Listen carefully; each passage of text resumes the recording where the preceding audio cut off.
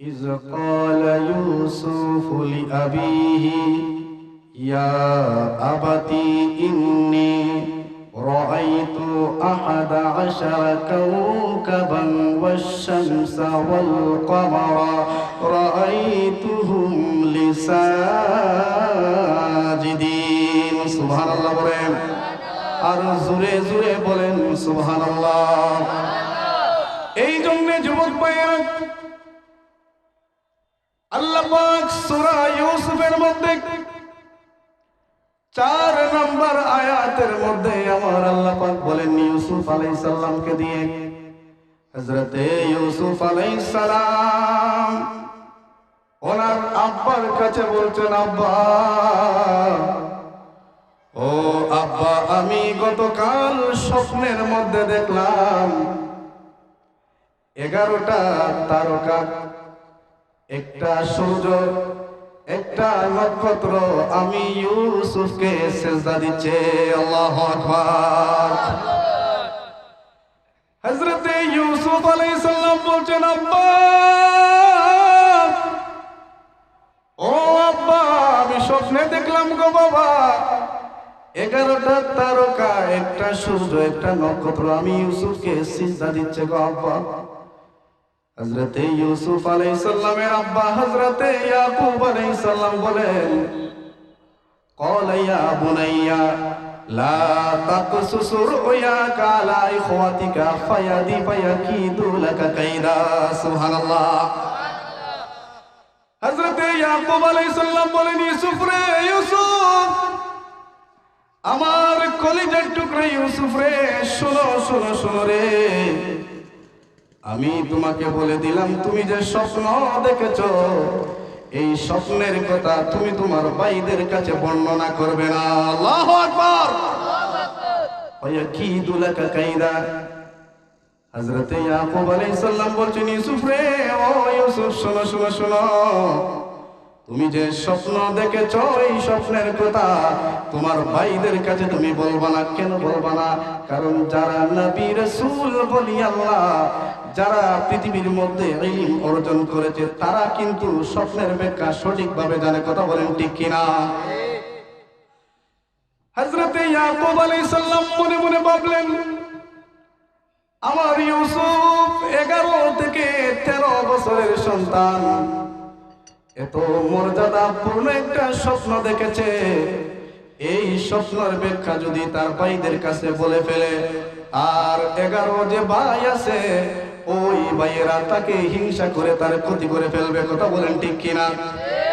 এই জন্য আমার মা বোনেরা, আমার যুবক ভাইয়েরা, আমি আপনাদেরকে কেমনে বুঝাইতাম, কেমনে বুঝাইলে আপনারা বুঝবেন। আপনিও স্বপ্ন দেখেন, আমার মায়েরাও স্বপ্ন দেখে, আমিও স্বপ্ন দেখি। এই স্বপ্নের হাকিকত, এই স্বপ্নের ব্যাখ্যা, এই স্বপ্নের বিশ্লেষণ সবাই সঠিক করে বলতে পারবে না। এই স্বপ্ন কখনো মানুষকে টেনশনের মধ্যে ফেলে মৃত্যুবরণ ঘটায়। কথা বলেন ঠিক কিনা? মুহাদ্দিসিনে কেরাম স্বপ্নকে 3 ভাগে ভাগ করেছেন। মুহাদ্দিসিনে কেরাম বলছেন স্বপ্ন 3 প্রকারের হয়ে থাকে। 1 প্রকারের স্বপ্ন সত্য, আর 2 প্রকারের স্বপ্ন মানুষ তার ধ্যান ধারণা চিন্তা ভাবনা থেকে দেখে থাকে, আর আরেক প্রকারের স্বপ্ন শয়তান রং তামাশা করে দেখায়। কথা বলেন ঠিক কিনা? এই জন্য যুবক ভাইয়েরা, আমার পর্দানিশীন মা বোনেরা, আপনাদের এলাকায় এমন মানুষ আছে আবার আমাকে অনেকে কল করে প্রশ্ন করে, হুজুর গতকালকে এই স্বপ্ন দেখছি, মেসেঞ্জারের মধ্যে বলে, হুজুর এই স্বপ্নটা আমি দেখছি, এর ব্যাখ্যা কি হবে? এই মর্মে আমার নবী কামলিওয়ালা নূরের জবানে সরকারে মদিনা হাদিস পেশ করেছেন হযরতে আবু কাতাদা রাদিয়াল্লাহু তাআলা। বুখারী শরীফের 6283 নম্বর হাদিস। হযরতে আবু কাতাদা বলেন, আমার নবী কামলিওয়ালা বলেছেন, উম্মতে শুনো শুনো শুনো, তোমরা যারা স্বপ্ন দেখো, যে স্বপ্ন দেখার পরে সজাগ হওয়ার পরে তোমাদের আনন্দ লাগে, তোমাদের ভালো লাগে, তোমাদের মনটা উৎফুল্ল হয়ে যায়, ওই স্বপ্ন তোমাদের কাছে আল্লাহর পক্ষ থেকে হয়। সুবহানাল্লাহ। হযরতে আবু কাতাদা বলছেন, নবী কামলিওয়ালা বলছেন, উম্মত ভালো স্বপ্ন আল্লাহর পক্ষ থেকে আসে, আর যেই স্বপ্ন দেখার পরে তোমাদের ভয় লেগে যায়, তোমাদের চিন্তা বেড়ে যায়, টেনশন বেড়ে যায়, ডিপ্রেশন বেড়ে যায়, উম্মত রে উম্মত শোনো শোনো শোনো, এই স্বপ্ন তোমাদেরকে শয়তান দেখায়। সুবহানাল্লাহ। নবী আমার বলছেন, উম্মত, যেই স্বপ্ন দেখার পরে তোমার ভয় হয়, তোমার দুশ্চিন্তা বাড়ে, তোমার ডিপ্রেশন বাড়ে, ওই স্বপ্ন শয়তানের পক্ষ থেকে আসে। ওই স্বপ্ন দেখার পরে অনেক মানুষ চিন্তা করতে করতে হার্ট অ্যাটাক করে, ঠিক কিনা বলেন? অনেক মানুষ ঘুম থেকে ওঠার পরে বলে, কি দেখলাম, কি হইল, কি হইবে, জানি না কি হয়েছে। এইরকম ভাবতে ভাবতে আমার মা বোনেরা অনেক সময় অসুস্থ হয়ে যায়, ঠিক কিনা বলেন? এই মর্মে হযরত ইবনে শিরিন রাহমাতুল্লাহ আলাইহি হাদিস কোট করেছেন, মুসলিম শরীফের হাদিস 2261 এবং 62 নম্বর হাদিস। এই স্বপ্নের ব্যাখ্যা বলতে তিনি বলেছেন, যে ব্যক্তিরা স্বপ্ন দেখার পরে যারা ভয় পেয়ে যায়, এমন একটা স্বপ্ন দেখেছে, স্বপ্নের মধ্যে সে হাউমাউ করে কেঁদে কেঁদে সজাগ হয়েছে। আবার এমন একটা স্বপ্ন দেখেছে, স্বপ্ন দেখার পরে তার সমস্ত শরীর ঘামতে ঘামতে পাসিনা শুরু হয়ে যায়, ঠিক কিনা বলেন? আবার এমন মানুষ আছে, স্বপ্ন দেখার পরে তার জবান বন্ধ হয়ে যায়। এমনও মানুষ আছে, স্বপ্ন দেখার পরে সে আর কিচ্ছু বলতে পারে না, কি দেখলাম, কি হইল, আমার তো মাইরা লাইছে, খাইয়া লাইছে, পালাইয়া লাইছে। এই রকমের বিভিন্ন স্বপ্ন দেখে মানুষ আশ্চর্যিত হয়ে অজ্ঞান হয়ে যায়। হযরত ইবনে শিরিন বলেন, যেই স্বপ্ন দেখার পরে মানুষের দুশ্চিন্তা বেড়ে যায়, মনের মধ্যে কল্পনা আসে, স্বপ্নটার মধ্যে মনে হয় আমার ক্ষতির ইঙ্গিত এসেছে, মনে হয় আমার আগামীকাল কোনো ক্ষতি হয়ে যাবে, অথবা এই মাসের মধ্যে ক্ষতি হয়ে যাবে। হযরত ইবনে শিরিন বলেন, আমার নবী কামলিওয়ালা বলেছেন, উম্মত রে শোনো শোনো শোনো, যেই স্বপ্ন দেখার পরে তোমাদের মনের মধ্যে ভয় ঢুকে যায়, ক্ষতি হয়ে যাবে, তাহলে শোনো, তোমরা সাথে সাথে আউযু বিল্লাহি মিনাশ শাইতানির রাজিম পড়বা তিনবার। তিনবার পড়ার পরে বাম দিকে থুতু তিনবার ফেলে দিবা। আল্লাহু আকবার। আমার মা বোনেরা, স্বপ্ন দেখার পরে রাত্রে 3টা 4টা হয়েছে, আপনি স্বপ্ন দেখেছেন, স্বপ্ন দেখার পরে আপনি বই পেয়ে গেছেন, কি দেখলাম, কি হইল, সাপ কামড় দিছে, মৃত লোক দেখেছি, বাঘ আক্রমণ করছে, পুলিশ আক্রমণ করছে, দুর্ঘটনা করছে, এইরকম দেখছেন, আপনি সাথে সাথে সজাগ হয়ে আপনি কি করবেন? আউযু বিল্লাহি মিনাশ শাইতানির রাজিম কয়বার পড়বেন? শিখেন, বলতে পারবেন, শিবলু আহমদ খান হুজুরের কাছ থেকে কয়েকটা বিষয় শিখে আসছি। এখন তো মাহফিল হয়ে গেছে, বিভিন্ন রকম ও মুর্শিদ এগুলো হয়ে গেছে, ঠিক কিনা বলেন? এখন তো মাহফিল এরকম যে আম পাতা জোড়া জোড়া মারবো চাবো চড়বো ঘুরে, এরকম হয়ে গেছে এখন। এই দেয় ওনারে 22, ওই দেয় ওনারে 22, এগুলা হয়ে গেছে এখন। শিখেন, স্বপ্নে এমন কিছু কিছু জিনিস মানুষের মধ্যে ঘটে, ইউসুফ আলাইহিস সালামের জিন্দেগিতে একটা স্বপ্নের মাধ্যমে ঘটেছে, ঠিক কিনা বলেন? কি করবেন? খারাপ স্বপ্ন দেখার পরে আউযু বিল্লাহি মিনাশ শাইতানির রাজিম 3বার পড়বেন। 3বার পড়ার পরে বাম দিকে 3বার থুতু ফেলবেন। থুতু ফেলার পরে বসবেন, বসার পরে আল্লাহর দরবারে ইস্তিগফার করবেন, রব্বে করিম, আল্লাহ, শয়তানের মাধ্যমে যে স্বপ্ন দেখেছি, জানি না স্বপ্নের মাধ্যমে আমার ক্ষতি আছে কি আছে না। আল্লাহ, তুমি তো আলিমুল গায়ব, তুমি তো সব জানো, সব দেখো। আল্লাহ, আমি স্বপ্নের ব্যাখ্যা জানি না, কাউকেও বলবো না, আমি আপনার কাছে আশ্রয় চাচ্ছি। আল্লাহু আকবার। হযরত ইবনে শিরিন বলেন, আপনি চাইলে এই দোয়াটাও পড়তে পারেন স্বপ্ন দেখার পরে, আউযু বিল্লাহ আল্লাহুম্মা আউযু বিকা মিন শাররি হাযিহির রুকয়া, মিন শাররি হাযিহির রুকয়া। এই দোয়াটা 3বার পরে আপনি থুতু ফেলবেন। আপনি যত বড় খারাপ স্বপ্ন দেখেন, ওই স্বপ্নের দ্বারা আপনার কোনো ক্ষতি হবে না। সুবহানাল্লাহ পড়েন। এরপরে ইবনে শিরিন বলেন, মুসলিম শরীফের হাদিস, খারাপ স্বপ্ন দেখার পরে যদি ভয় পেয়ে যান, আপনি যে সাইডে স্বপ্ন দেখেছেন ওই সাইডটা পরিবর্তন করবেন। মনে করেন আপনি বাম দিকে দেখছেন, আপনি ডান দিকে হয়ে যাবেন। এরপরে শেষ নয়, আপনি যদি খারাপ স্বপ্ন দেখেন, যদি আপনার মনের মধ্যে শান্তি লাগে না, দুশ্চিন্তা বেড়েই যায়। আমার নবী কামলিওয়ালা বলেছেন, স্বপ্ন দেখার পরে, ভয় পাওয়ার পরে আপনি ওযু করে 2 রাকাত নামাজ আদায় করে নেবেন। সুবহানাল্লাহ। এই জন্য যুবক ভাইয়েরা, আপনাদের সলিউশন বলে দিলাম। হযরত ইউসুফ আলাইহিস সালাম বলছেন, আব্বা, ও আব্বা, স্বপ্নের মধ্যে দেখলাম এই ইউসুফ আলাইহিস সালামের আব্বা ইয়াকুব আলাইহিস সালাম বলেন, ইউসুফ রে, ও ইউসুফ, শোনো, এই স্বপ্নের ব্যাখ্যা কাউকে বলা যাবে না। এই স্বপ্ন বড় ভালো দেখেছো, সাচ্চা দেখেছো, সম্মানী স্বপ্ন দেখেছো রে ইউসুফ। এই স্বপ্নের দ্বারা আমি ইয়াকুব বুঝতে পারতেছি এক সময় আল্লাহ তোমাকে বড় সম্মানিত করবে। সুবহানাল্লাহ। আমার যুবক ভাইয়েরা, ইউসুফ আলাইহিস সালাম ছোট্ট মানুষ, আল্লাহর হুকুম, আল্লাহর লীলা খেলা বোঝা বড় দায়। ইউসুফ আলাইহিস সালাম ভুল করে ওনাদের ভাইদের সাথে বলে ফেলেছিলেন। ওনাদের ভাইয়েরা চক্রান্ত করে হযরত ইউসুফ আলাইহিস সালাম দেখতে সম্মানী ইউসুফ আলাইহিস সালামের বাবা ইয়াকুব আলাইহিস সালাম ইউসুফ আলাইহিস সালামকে বড় মহব্বত করেন। ওই 10 ভাইয়েরা মনে মনে সবাই মিলে ছলা পরামর্শ করলো, ইউসুফকে আমরা মেরে ফেলবো, নাউযুবিল্লাহ। এই জন্য আমার যুবক ভাইয়েরা, স্বপ্ন মানুষকে ভালো দেখায়, স্বপ্ন মানুষকে খারাপ দেখায়। আপনি যদি ঠিক হয়ে যান, আপনি যদি সচেতন হয়ে যান, তাহলে এই স্বপ্নের দ্বারা আল্লাহ আপনাকে সম্মানিত করবেন। আর এই স্বপ্নের দ্বারা আবার কখনো আপনার ক্ষতিও হতে পারে। আল্লাহু আকবার। ইউসুফ আলাইহিস সালাম ভুলক্রমে ওনার ভাইদের কাছে স্বপ্নের কথা বলে ফেললেন। স্বপ্নের কথা বলার পরে ইউসুফ আলাইহিস সালামের ভাইয়েরা ইউসুফ আলাইহিস সালামকে কুয়ার মধ্যে ফেলে দিল। ঠিক কিনা বলেন? আপনারা হয়তো জানেন। তাফসীরে জালালাইনের মধ্যে এসেছে, তাফসীর ইবনে কাসিরের মধ্যে এসেছে, তাফসীরে মারিফুল কুরআন আল্লামা ইদ্রিস কান্দলবী রাহমাতুল্লাহ বর্ণনা করেছেন। আর বেশ কিছু কিতাবের মধ্যে ইউসুফ আলাইহিস সালামের ঘটনা এসেছে। এই স্বপ্নের কথা, এই স্বপ্ন কি করেছে? এই স্বপ্ন ইউসুফ আলাইহিস সালামকে আবার জেলখানা থেকে আবার মুক্তি করেছে। ঠিক কিনা বলেন?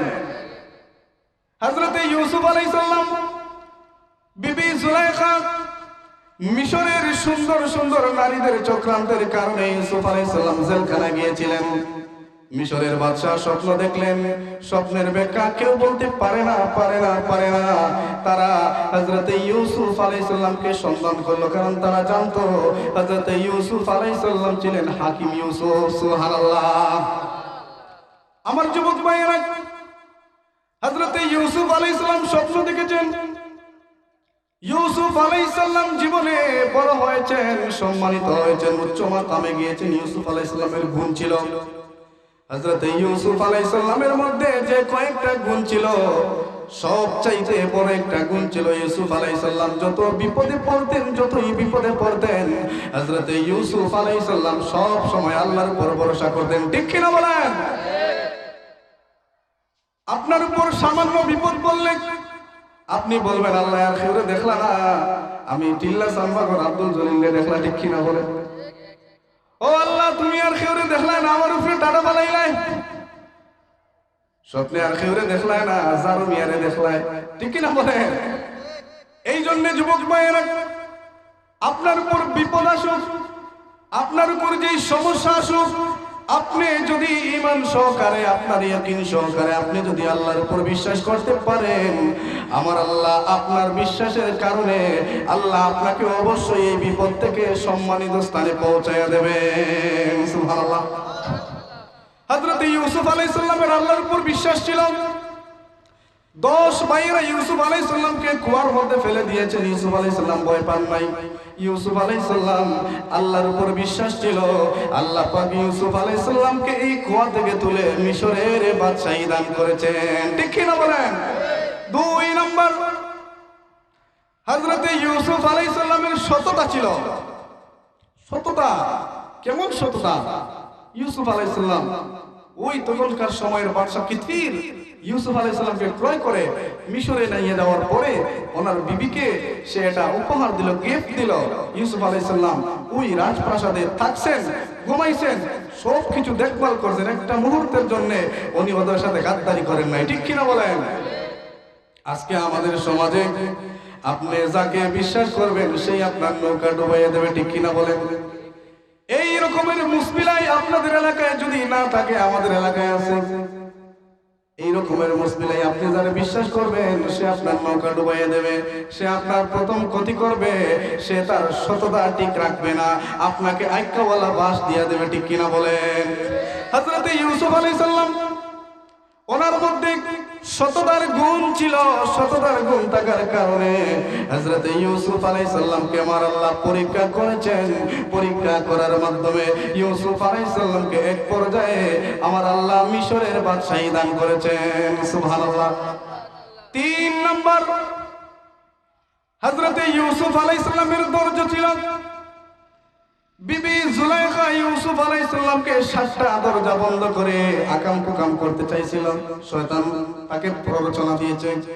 হযরত ইউসুফ আলাইহিস সালামকে মিশরের সুন্দর সুন্দর নারীরা চক্রান্ত করে ইউসুফ আলাইহিস সালামকে জেলখানায় ঢুকাইছে, ঠিক কিনা বলেন? শুধু তাই নয়, ইউসুফ আলাইহিস সালামকে অন্যায়ভাবে জেলখানার মধ্যে বেত্রাঘাত করানো হয়েছে, আঘাত দেওয়া হয়েছে। হযরত ইউসুফ আলাইহিস সালামের এত ধৈর্য ছিল, একটা মুহূর্তের জন্য ইউসুফ আলাইহিস সালাম ধৈর্যহারা হন নাই। হযরত ইউসুফ আলাইহিস সালাম বলেছেন, ইন্নাল্লাহা মা'আস সাবিরিন। সুবহানাল্লাহ। ইউসুফ আলাইহিস সালাম বলছেন, আমাকে যে আল্লাহ কুয়ার মধ্যে ফেলেছেন, যে আল্লাহ জুলাইখার চক্রের মধ্যে ফেলে দিয়েছিলেন, ওই মিশরের রমণীদের চক্রান্তের মধ্যে ফেলে দিয়েছিলেন, যে আল্লাহ ওই সমস্ত বিপদ থেকে আমাকে উদ্ধার করেছেন, আমি ইউসুফ একটা মুহূর্তের জন্য ধৈর্যহারা হব না। আমি ইউসুফ সব সময় আমার আল্লাহর উপর আমি ধৈর্য করব। সুবহানাল্লাহ। 4 নম্বর, হযরত ইউসুফ আলাইহিস সালামকে যারা কষ্ট দিয়েছে, হযরত ইউসুফ আলাইহিস সালামের 10 ভাইয়েরা ইউসুফ আলাইহিস সালামকে কুয়ার মধ্যে ফেলে দিয়েছিল।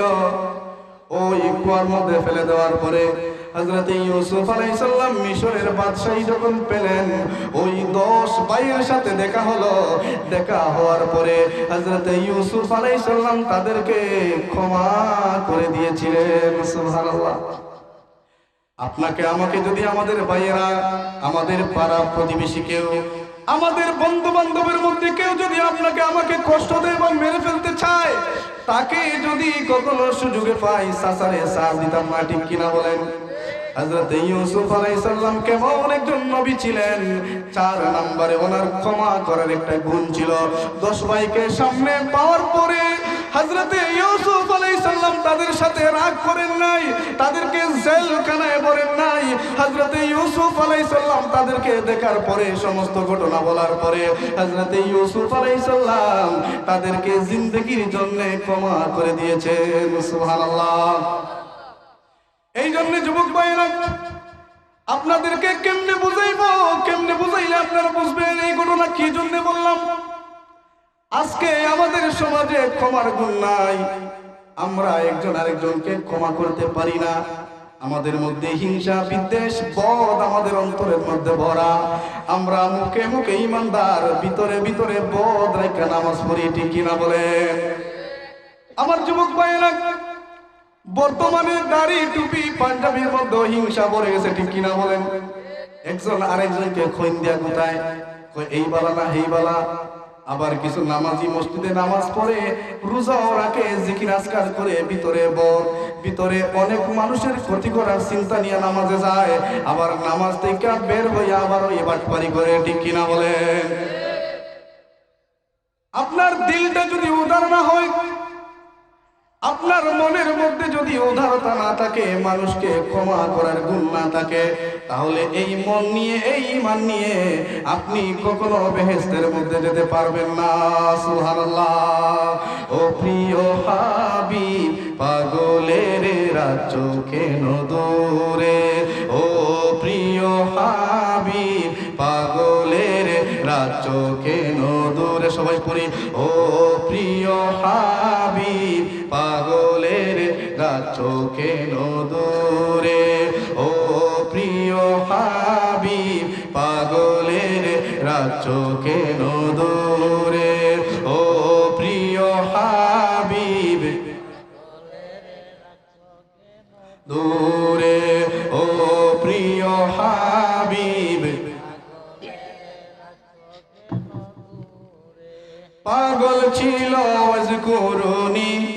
জুব্বা দিলা তারে আমি পাগলা কিছুই চাই না চাই যে তোমারে প্রিয় হাবিব পাগলের রাখছো কেন দূরে ও প্রিয় হাবিব পাগলের রাখছো কেন দূরে ও প্রিয় হাবিব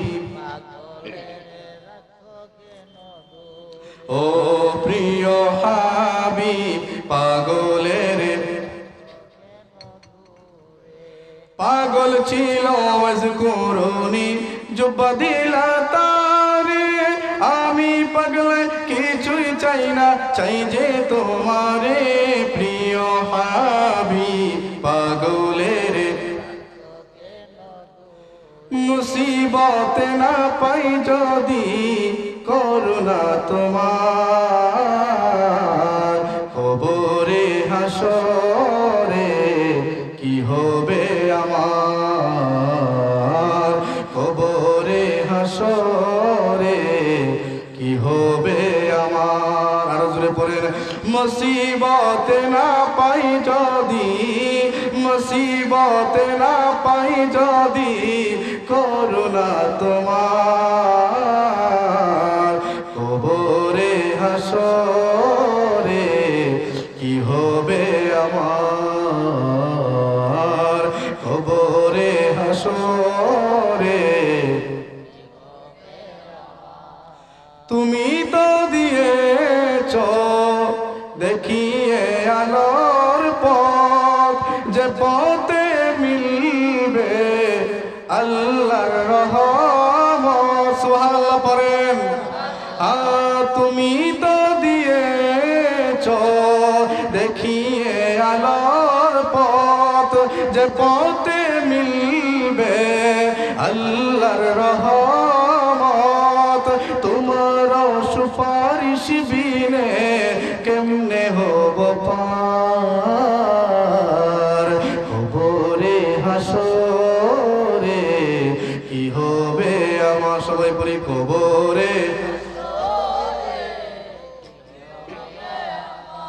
মুসিবত না পাই যদি মুসিবত না পাই যদি করুণা তোমার কবরে হাসরে কি হবে আমার কবরে হাসরে কি হবে আমার পরি মাশাআল্লাহ হযরত ইউসুফ আলাইহিস সালাম ওনার 4টা গুণ ছিল এক নম্বরে ওনার মধ্যে সততা ছিল 2 নম্বর ওনার মধ্যে আল্লাহর উপর ভরসা ছিল 3 নম্বর ওনার মধ্যে ধৈর্য ছিল 4 নম্বর ওনার মধ্যে আল্লাহ মানুষের প্রতি ক্ষমা করার অভ্যাস ছিল